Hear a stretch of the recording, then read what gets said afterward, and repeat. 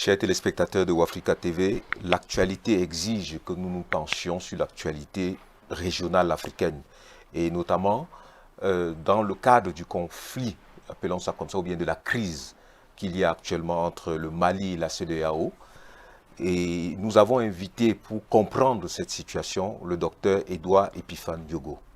Bonjour docteur. Bonjour et merci pour l'invitation. Merci infiniment d'avoir accepté l'invitation de Wafrica TV. Au milieu de toutes vos occupations, vous avez accepté de venir échanger avec nos téléspectateurs pour donner quelques clés de compréhension de cette crise que vit actuellement le Mali et la CEDEAO. C'est un plaisir pour moi d'avoir à toujours répondre à vos invitations. Merci docteur, merci. Chers téléspectateurs, le docteur Edouard Diogo est enseignant au département de sciences politiques de l'Université Yaoundé 2. Il est directeur adjoint du séminaire Afrique et développement de l'École supérieure internationale de guerre de Yaoundé. Il est enseignant à l'école d'état-major de Yaoundé. Il est enseignant à l'école des officiers de gendarmerie de Yaoundé. Il est chercheur associé au Centre de recherche d'études politiques et stratégiques de l'Université Yaoundé 2. Il est directeur exécutif et chercheur principal au Bureau des études stratégiques de Yaoundé. Il est consultant dans le système des Nations Unies camerounais.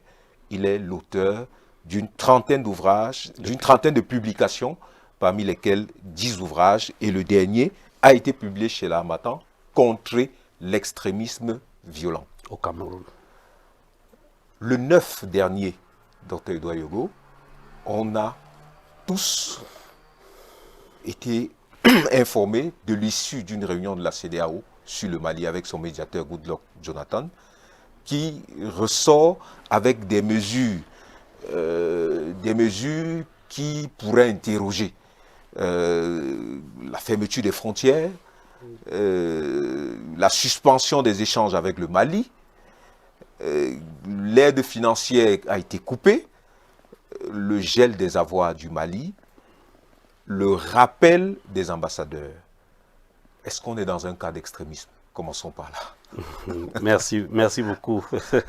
Dans un cas d'extrémisme, disons dans un cas de pression. Vous savez, la question de la sanction internationale relève d'une pratique ordinaire dans le cadre des négociations politiques ou diplomatiques, surtout lorsque celles-ci ne parviennent plus à aboutir à une fin heureuse entre deux protagonistes. Dans le cas d'espèce, il s'agit pour la CEDEAO, je pense, de lancer un appel non seulement au Mali, mais également à d'autres États de la région. Oui. Parce que sanctionner veut dire qu'on essaye de montrer la capacité à prendre des décisions qui peuvent être très rigoureuses. Oui. Et je pense que la première leçon à tirer de là, c'est déjà de comprendre que la CEDEAO est déterminée à ce qu'on aboutisse à une résolution pacifique de cette question-là, mais en même temps, elle veut garder de la fermeté. Et du coup, on peut avoir l'impression, quand vous parlez de CEDEAO, mais une espèce de réflexion, de soupçon, pense que la CEDEAO est le bras d'action de quelques ou d'un certain pays. Oui, ça c'est... il y aura toujours cette façon de penser, surtout que le contexte sécuritaire qui prévaut actuellement peut laisser croire à un certain nombre de questions. Ce qu'il faut comprendre, c'est que la CEDEAO, c'est une communauté d'États dans laquelle on va retrouver des États francophones, mais aussi des États anglophones. Oui. Et nous savons aussi que dans les trajectoires, ou alors l'histoire ou la mémoire africaine nous rappelle que la France a été souvent un acteur historique dans le cadre des relations militaires et même autres avec un pays comme le Mali. Et la France est présente dans le cadre de certaines activités militaires au niveau du Sahel, mais même dans le bassin du lac Tchad. Oui. Dire aujourd'hui qu'il y aurait une main invisible derrière la décision de la CEDEAO ne doit pas être battue en brèche d'un simple revers de la main. Il faut prendre cette hypothèse au sérieux, surtout que en ce qui concerne l'axe francophone, la question peut être davantage mise en exergue. Mais vous savez, avec l'axe anglophone, il faut comprendre que le Nigeria et le Ghana sont des États qui veulent montrer leur rayonnement régional et même sous-régional Oui. en ce qui concerne les deux, Oui. mais régional, c'est-à-dire continental en Oui. ce qui concerne le Nigeria. Oui. Et donc, lorsqu'il faut montrer votre puissance régionale, vous devez disposer de la capacité de stabiliser la région. Vous devez disposer de la capacité de vous ériger en hégémon stabilisateur. Oui. L'hégémon stabilisateur, c'est le leader de la région qui peut avoir la capacité de prendre des décisions, la capacité d'élaborer des normes, mais aussi la capacité de sanctionner. Et à cet effet-là, les intérêts du Nigeria pourraient coïncider avec l'actualité du moment, avec ceux de la France. Parce que pour la France, il est question de chercher à contrôler un espace qui est en train de lui échapper, puisque un autre acteur s'invite dans la scène locale ou alors régionale. Et est-ce qu'on peut penser que la relation, la nouvelle, ou bien précocement la relation, disons cela précocement, entre le gouvernement malien et la Russie a peut-être rassuré, et ils se sont dit, ah, peut-être qu'on peut. Et rassurer qui? Rassurer le gouvernement de transition. Oui, sauf que lorsqu'on veut opérer dans la diversification, il ne faut pas balayer d'un revers le passé. Vous suivez? Oui. C'est-à-dire la diversification demande un certain équilibre. Oui. Il faut que la junte, même en diversifiant, puisse équilibrer quand même un certain nombre de choses. En relation internationale, il est impossible d'opérer de manière drastique, d'opérer de manière catégorique ou péremptoire. Donc, il appartient au gouvernement malien de bien lire la carte des enjeux et de bien comprendre son positionnement dans tout ce qui se passe. Il y a un grand échiquier dans lequel on tendra forcément, ou peut-être, probablement, vers un partage. Les puissances se font rarement les guerres, ne se font même pas les guerres directement. Elles utilisent d'autres territoires pour pouvoir s'exprimer. Oui. Et c'est ce qui est en train de se passer au niveau du Mali. Oui. La Russie est là, le géant russe est là, et vous savez que pour le français, pour la puissance française, c'est pas d'un bon œil que la présence russe va être appréciée, va être accueillie sur le théâtre des opérations.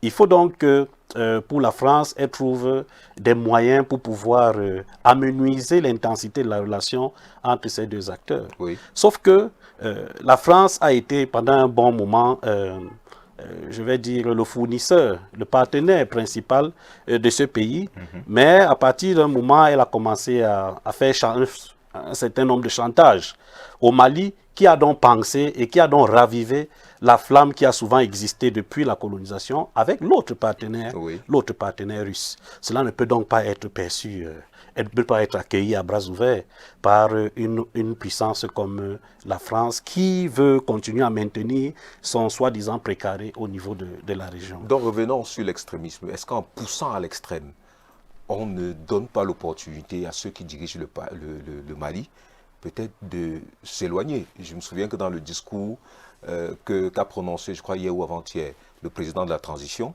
il demande aux Maliens de faire preuve de résilience. C'est-à-dire que peut-être que l'option de négocier va être de moins en moins la bonne option. C'est très dangereux de vouloir penser essentiellement au pouvoir et oubliant que l'objectif du pouvoir, c'est aussi de sécuriser les populations. Parce que c'est une décision qui ne touche pas seulement le pouvoir, mais qui va bien au-delà du pouvoir et qui va toucher aussi les populations. Et vous savez, dans l'histoire de ce pays, il y a eu un nationalisme qui s'est développé depuis la séparation avec le Sénégal, et puis un orgueil qui a souvent habité un certain nombre de leurs dirigeants. D'ailleurs, Goïta, qui est là actuellement, joue sur cette fibre-là pour essayer d'engranger la sympathie et l'empathie d'une partie de la population dans le cadre de ces projections stratégiques ou opérationnelles dans la région. C'est un jeu dangereux si on ne pense qu'au pouvoir. Il faut penser aussi à la destinée, il faut penser aussi à ce qui est réservé au niveau de la population. Il faut être résilient, mais il faut appuyer votre résilience sur un certain nombre de choses. L'Afrique a besoin de solidarité. il est difficile de faire cavalier seul. Si on veut être résilient sans la CEDEAO, il est très difficile de faire cavalier seul. Je pense qu'il faut globaliser Oui. les solutions. C'est-à-dire que agir sur le contexte, agir sur l'étiologie des crises que nous rencontrons dans nos États avant et non forcément opérer un mimétisme dans la reproduction des solutions qui doivent être faites. C'est l'erreur que risque de commettre ce pays-là qui non seulement s'éloigne de ses voisins, mais également, me semble-t-il, est en train de se lancer dans une voie qui lui sera très, très difficile. On peut détester le fait que le Mali devienne un glacis géostratégique, c'est-à-dire qu'il devient un espace pour lequel d'autres se battent, un terrain de jeu pour les autres. Pour les autres, oui. On peut détester cela, mais en même temps, il faut revoir en profondeur quelles sont les causes, qu'est-ce qui nous permet d'arriver à ce Oui. niveau-là. Nous n'avons pas d'autonomie stratégique, finalement. En ce qui concerne ce pays, c'est un exemple clair. Donc il reproche avec beaucoup de douleur à la France, par exemple, d'avoir empêché à l'armée malienne d'être compétente sur tout le territoire malien. Donc, parfois, c'est l'argument qui est revenu. Et même dans les sociétés civiles africaines, à entendre parler de ça, on a l'impression que le complot, c'est depuis. Et la pseudo-haine qu'on peut avoir contre la France s'accroît à ce moment. Et quand vous regardez les réseaux sociaux, c'est sûr que vous avez regardé, il y a davantage des Africains qui disent évitons de fixer le regard tout simplement sur la CAN parce qu'il y a un enjeu sérieux qui se joue au Mali. Comment est-ce que la France continue d'être crédible dans ce contexte-là? Bon, je ne sais pas où est la crédibilité et moi je suis toujours déçu que lorsqu'on parle de notre défense, il faut toujours penser à la France. Oui. C'est ça le grand malheur. C'est ça le grand malheur de nos armées. Elles veulent arriver au pouvoir. Elles veulent arriver au pouvoir. Cette armée arrive au pouvoir de manière anticonstitutionnelle, Oui. prétextant que l'ancien président, je parle en fait avant 2020, Oui. prétextant que l'ancien président n'a pas su gérer les différentes défaites face au terrorisme, elle arrive donc au pouvoir, décide donc de faire une transition. D'abord, on va à 1 an, 18 mois et maintenant 5 ans. C'est un peu trop. Je ne vois pas, pourquoi cette armée-là, qui n'a même pas la capacité déjà de protéger son propre espace, veut obliger un autre État français qui réagit en fonction de ses propres intérêts. Si la France estime que les intérêts ne sont pas suffisants, pourquoi est-ce qu'elle va continuer à vous aider ou être présente dans l'ensemble du territoire? D'ailleurs, elle a retiré quelques troupes, je pense, dans le nord. Elle a retiré quelques troupes dans le nord pour se repositionner un peu vers le Burkina et puis d'autres pays, dans une autre zone également, je crois à Gao. La France, parce que la France est à Gao et la Russie est à c'est Mokbi, le nom de la ville. Bref, il y a comme une forme de partage implicite pour l'instant qui est en train de se matérialiser sur ce théâtre des opérations. Il faut faire attention en voulant compter toujours sur les partenaires étrangers. Parce que le partenaire étranger, lui, il a la capacité. Il a la capacité d'opérer une alliance de revers très facilement. Parce que ce sont les intérêts qui parlent. Que ce soit pour la France ou que ce soit pour la Russie. Il faut faire attention aux alliances de revers. Mais la société civile africaine, vous savez bien quelles sont les positions qu'on entretient. Chacun pense que la France est un pays dont on doit en finir, même si on ne le dit pas. Souvent, au fond, les gens pensent que le malheur de l'Afrique francophone vient de l'Afrique, vient de la France. Et à partir de ce moment, quelle attitude, quelle responsabilité suggérer aux citoyens africains pour prendre position par rapport à l'avenir? C'est la solidarité. C'est la solidarité. Nous ne pouvons pas avancer tant que nous sommes dispersés. Vous suivez? Et il faut que cette solidarité se manifeste au plan politique, économique et culturel. Il faut que nous puissions brandir. Quand on dit souvent brandir la culture, c'est juste dire que chez moi, je suis musulman, donc vous ne pouvez pas préparer, vous ne pouvez pas m'apporter du porc braisé. Alors à partir de ce moment-là, faites-le reconnaître et n'acceptez donc pas qu'ils viennent braiser du porc chez vous. Vous suivez? Quand on dit alliance au niveau militaire, quelles sont les alliances que nous essayons de faire? Quelle est leur capacité opérationnelle? Quels sont les moyens que nous y mettons? Comment l'Afrique veut-elle être dépendante alors que son organisation régionale est financée par une autre organisation régionale? Mais est-ce qu'il faut croire que tout cela, ça se fait par de gaieté de cœur? Non, nous sommes dans un sillage où l'intérêt, c'est-à-dire que toute action est s'adosse sur une autre vision qui est derrière le rideau. Oui. Donc, les Africains doivent déjà comprendre que c'est la solidarité qui peut les aider et l'unité politique, économique, diplomatique, culturelle. C'est ça qui est fondamental pour nous en Afrique. Autre chose aussi, c'est disposer donc des moyens pour faire fonctionner nos institutions. Quelle est notre politique de défense et de sécurité? Nos formations sur les côtes, par exemple, ou alors sur les côtes contre le terrorisme. Qui nous forme? Qu'est-ce que nous faisons pour être indépendants, ne serait-ce qu'à ce niveau-là? L'autonomie stratégique, c'est un point fondamental pour les pays africains. L'autonomie stratégique se construit sur la base d'une certaine forme de solidarité et sur la connaissance de son espace et de son être. Vous ne pouvez pas disposer d'un espace que vous ne connaissez pas. Connaître l'espace, c'est avoir la capacité de le transformer, mais aussi de produire ce qu'il regorge et de les transformer et peut-être créer des champions nationaux en fonction des différentes ressources que nous avons. L'Afrique doit commencer à travailler pour elle-même, par elle-même. Donc, ça reste aller vers la Russie, ça reste vers la Russie ou la Chine, ça reste du colonialisme. Appelons ça comme ça, disons ça comme ça. Oui. Permettez provisoirement que je le dise. Mais certains tolèrent une relation avec la Russie ou la Chine qu'avec la France, dont le passif semble lourd. Le passif semble lourd. Est-ce que cette Afrique-là, en construisant sa stratégie, en construisant sa défense, ne peut se passer d'autres pays en termes de formation, en termes de fabrication des armes, étant donné que, compte tenu du contexte, nous vivons des problèmes régulièrement, mais nous n'avons pas tout de suite les outils qu'il faut, même en s'unissant pour faire face à ces conflits-là. Si l'Afrique veut développer son projet géopolitique, il faut d'abord qu'elle détermine l'échelle. Nous voulons être puissants à quel niveau? Par exemple, le Cameroun. Oui. Est-ce au niveau de la CEMAC, de la CEAC ou alors de la région Afrique? D'abord, il faut que nous puissions déterminer l'échelle de notre projet géopolitique. Oui. La deuxième des choses, c'est que nous ne disons pas qu'il faut arrêter de traiter avec des Occidentaux.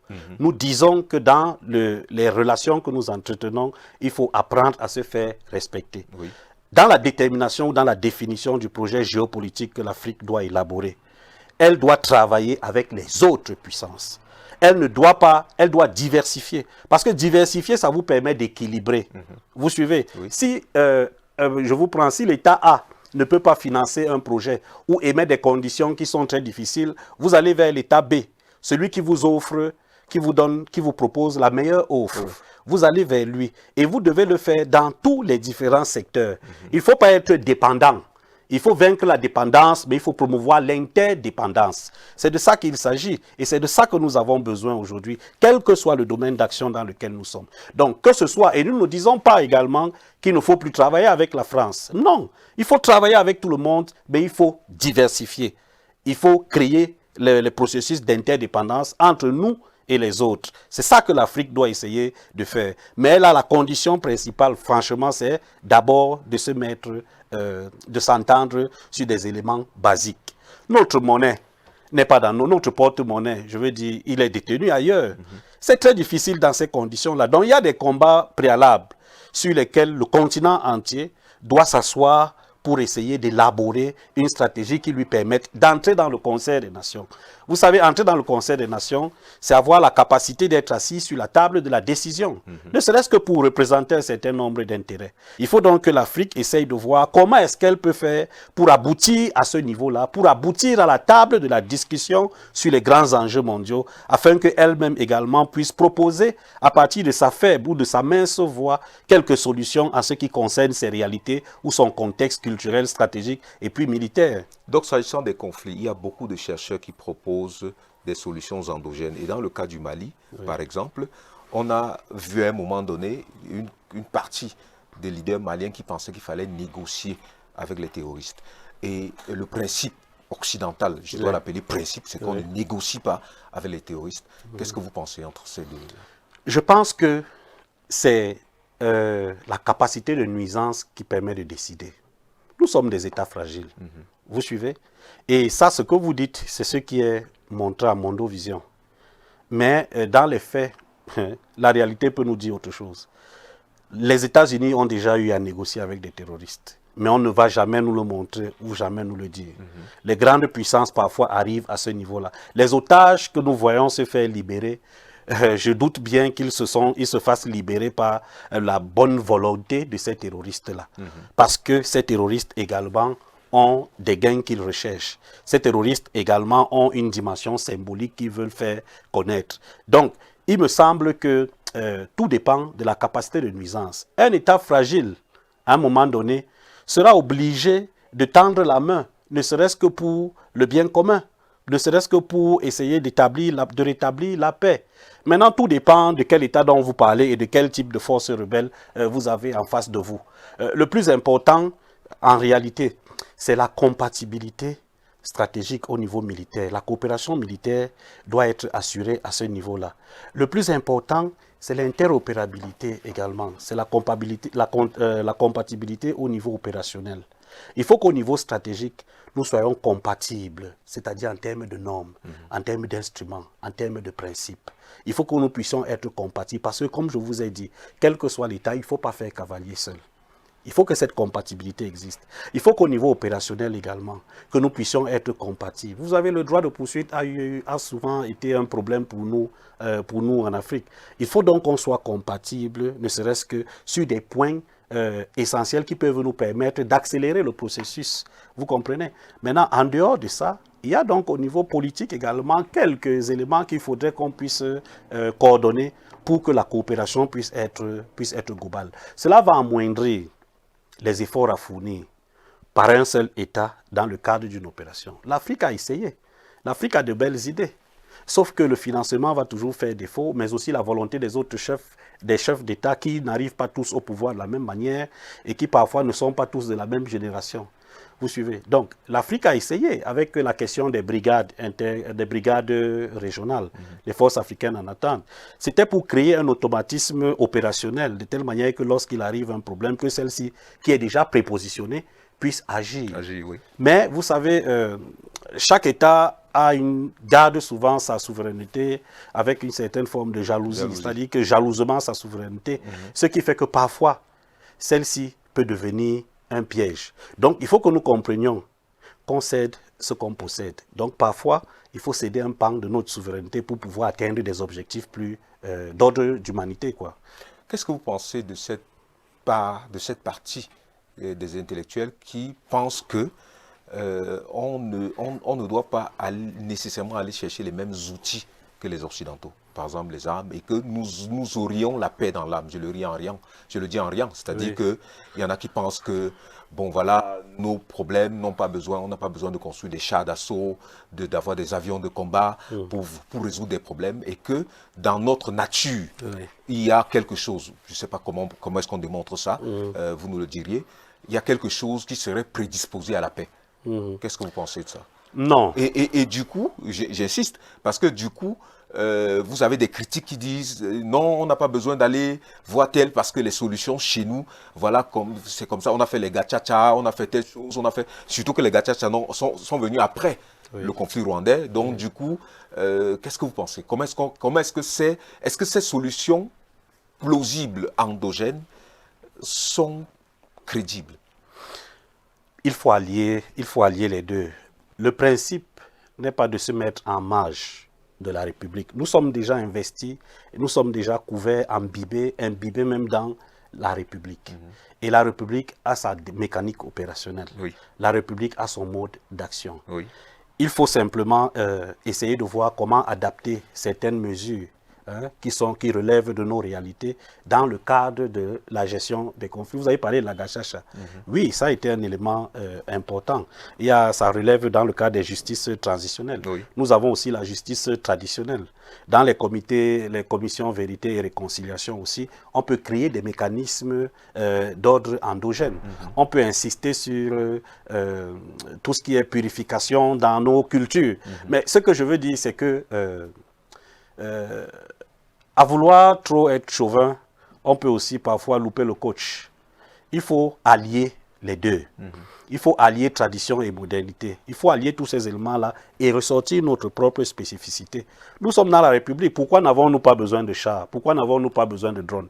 Ce qui se passe à dans le nord-ouest et le sud-ouest Cameroun, par exemple, ne nous exige-t-il pas à avoir ce dispositif? D'ailleurs, ce sont ces pays occidentaux qui nous aident au niveau, en termes de renseignement aussi. Oui. Donc, nous avons besoin, non pas de sortir de cela, mais d'adapter, lorsque c'est nécessaire, avec des solutions endogènes que nous pourrons trouver. Et si le Mali s'enfermait? Ce serait un désastre. Ce serait un désastre si le Mali s'enferme. Il ne faut pas s'enfermer. Il ne faut pas s'enfermer. Il faut que le Mali essaye de s'ouvrir et relance les négociations avec cette CEDEAO qui est qualifiée d'instrumentalisation.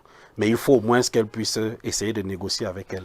Parce que comme je vous ai dit, qu'il y ait instrumentalisation ou pas, il y a aussi pour le Mali l'intérêt supérieur qui est celui de la sécurité de ces populations. Il ne faut pas qu'elles se mettent dans un engrenage qui risquera de devenir difficile pour la population. Docteur, il compte peut-être sur d'autres partenaires, sur la Russie par exemple en termes de financement, sur la Chine peut-être. Peut-être qu'il compte sur ces deux partenaires, mais je vous ai dit, faisons très attention lorsque l'alliance de revers se redessine. Ces puissances, souvent, ne vont pas très loin en termes de confrontation entre elles et préfèrent négocier vers la fin. C'est pour ça que je dis qu'il faut qu'elles fassent très attention. Il faut qu'elles fassent très attention et puissent tendre la main aussi chez ses voisins. Ok. Bon, merci infiniment, docteur, d'avoir accepté cet entretien. J'annonce à nos téléspectateurs que vous venez de publier « Contrer l'extrémisme violent au Cameroun » et que le livre sera au Cameroun dans quelques jours.